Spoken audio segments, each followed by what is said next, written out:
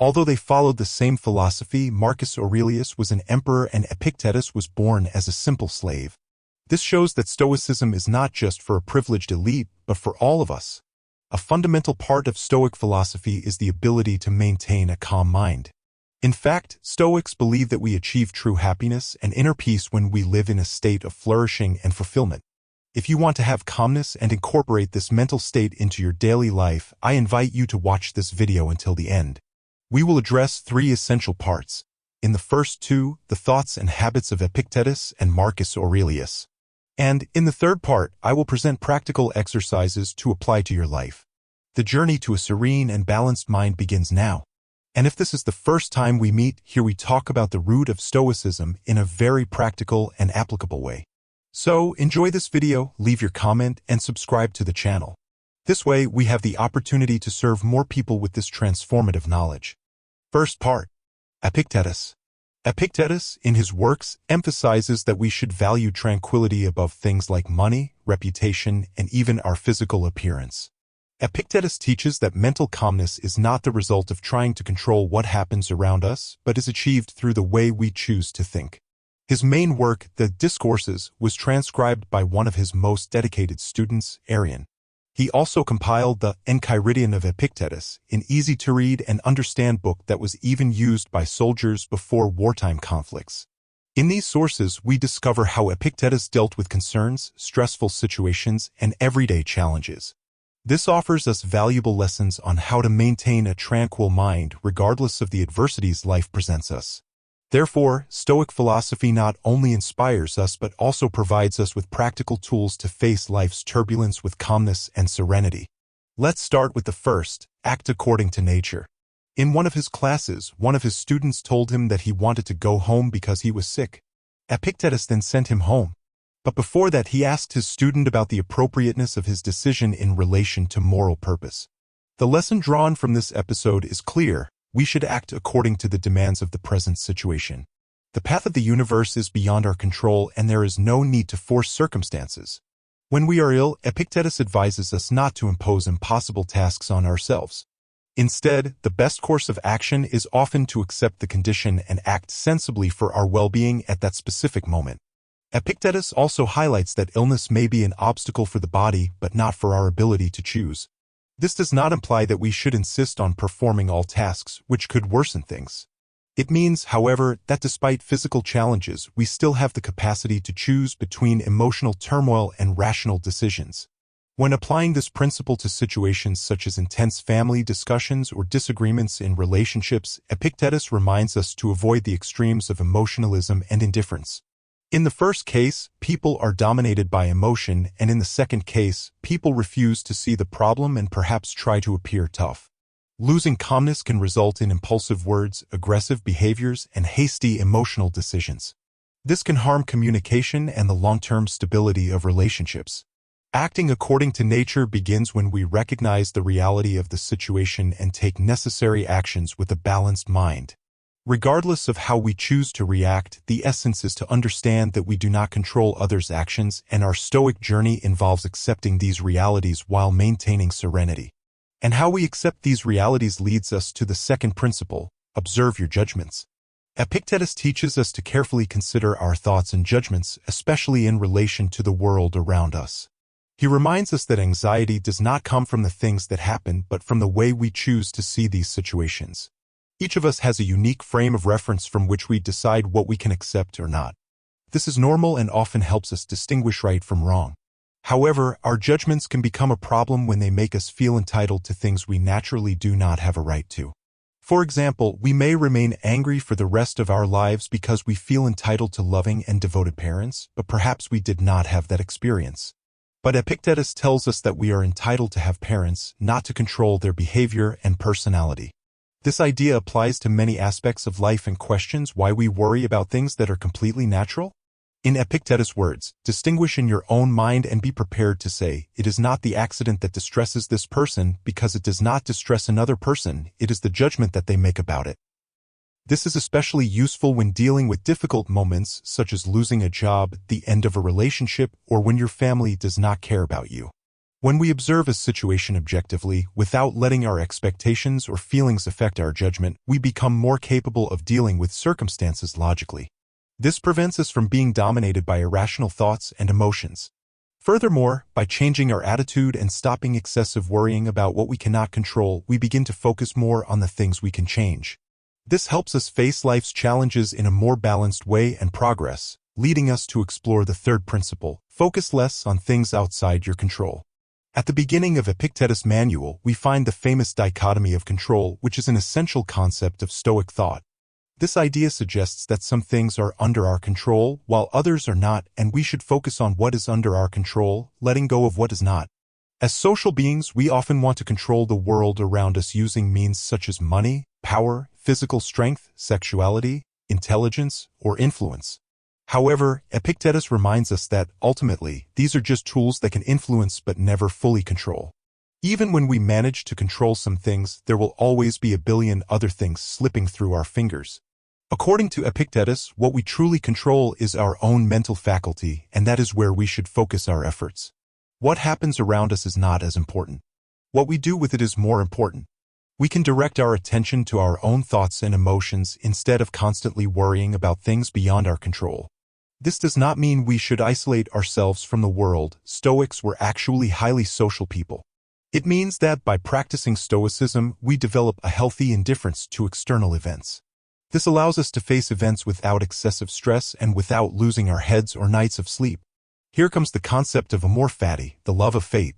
Accepting the inevitable with gratitude becomes a powerful way to deal with circumstances we cannot change. The final message is clear: by focusing our energy on what we internally control, we can cultivate a more resilient and serene mindset in the face of life's uncertainties. Second part. Marcus Aurelius. As Emperor of Rome, Marcus Aurelius was the most powerful man on the planet in his time. However, unlike many leaders before and after him, he was committed to living a life of virtue and wisdom guided by Stoic principles.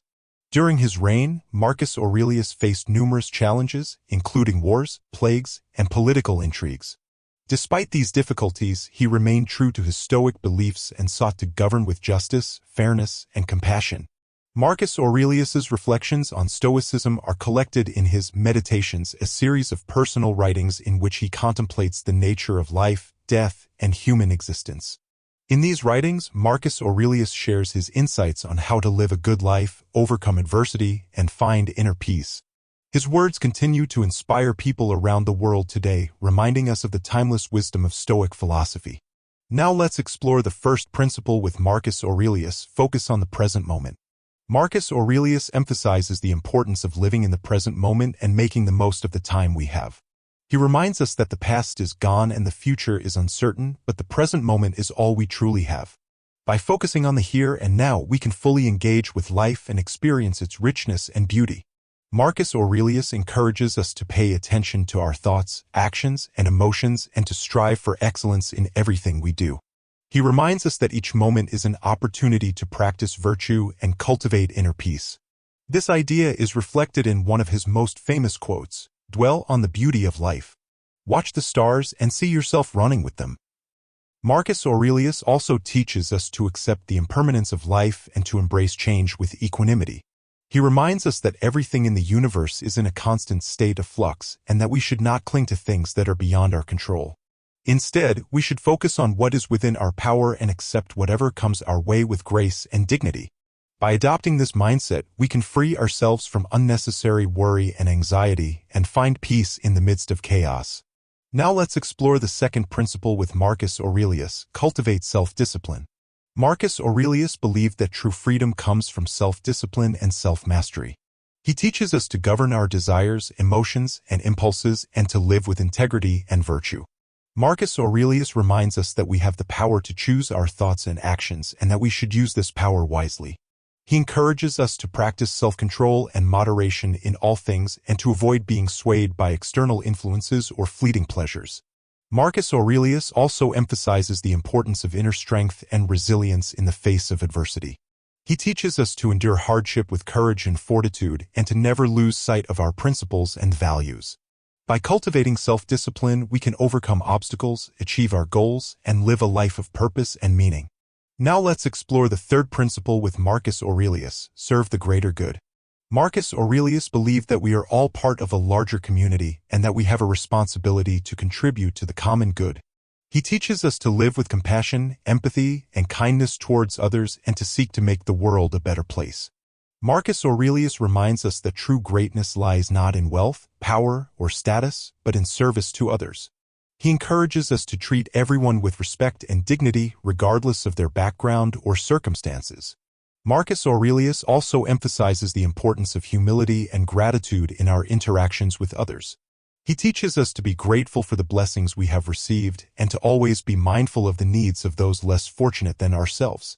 By serving the greater good, we can find fulfillment and purpose in our lives and make a positive impact on the world around us. In conclusion, the teachings of Epictetus and Marcus Aurelius offer valuable insights on how to cultivate a calm mind and live a life of virtue and wisdom. By focusing on the present moment, cultivating self-discipline, and serving the greater good, we can overcome adversity, find inner peace, and live with purpose and meaning. Stoicism provides us with practical tools and principles that can help us navigate life's challenges and lead a more fulfilling and satisfying life. So let us embrace these teachings and strive to live according to the wisdom of the Stoics so that we may find true happiness and inner peace. Now, let's move on to the practical exercises. Let's dive into practical exercises inspired by the Stoic philosophy of Epictetus and Marcus Aurelius. 1.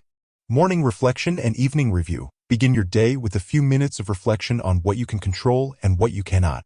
Set intentions to focus on your reactions and attitudes rather than external circumstances. In the evening, review your day and assess how well you lived up to your Stoic principles. What went well? What could you improve upon? This practice helps reinforce Stoic principles and cultivates mindfulness throughout the day. 2. Journaling. Keep a Stoic journal where you write down your thoughts, reflections, and insights inspired by Stoic teachings. This can include recording your observations of your own judgments, reactions to events, and efforts to focus on what is within your control. Writing can help clarify your thoughts and deepen your understanding of Stoic principles. 3. Negative visualization. Take a few moments each day to contemplate the impermanence of life and the possibility of loss. Imagine losing the things you value most, your possessions, relationships, and even your own life. This practice, known as negative visualization, can help cultivate gratitude for what you have and reduce attachment to external things. 4. Pause and respond. When faced with challenging situations or emotions, pause before reacting impulsively. Take a deep breath and remind yourself of the Stoic principles of acceptance, resilience, and virtue. Consider how you can respond in a way that aligns with your values and promotes inner peace. This practice can help prevent you from being overwhelmed by emotions and lead to more thoughtful and effective responses. 5. Practice acceptance. Cultivate acceptance of things outside your control by practicing the Stoic concept of amor fati, the love of fate. Embrace whatever happens as an opportunity for growth and learning, recognizing that adversity is an inevitable part of life. By accepting reality as it is, you can find peace and serenity amidst life's uncertainties. 6. Act virtuously. Live according to Stoic virtues such as wisdom, courage, justice, and temperance. Strive to act with integrity and excellence in all areas of your life, knowing that true happiness comes from living in accordance with your values. Look for opportunities to serve others and contribute to the common good, recognizing that true greatness lies in virtuous actions. 7. Seek community. Surround yourself with like-minded individuals who share your commitment to Stoic philosophy. Join a Stoic study group, attend Stoic meetups or conferences, or participate in online forums and discussions. Connecting with others on a similar path can provide support, encouragement, and valuable insights as you strive to live a Stoic life. By incorporating these practical exercises into your daily routine, you can deepen your understanding of Stoic philosophy and cultivate a calm and resilient mind. Remember that Stoicism is not just a theoretical philosophy but a way of life, and the true value lies in applying its principles to your everyday experiences. As you continue on your Stoic journey, may you find greater peace, purpose, and fulfillment in life.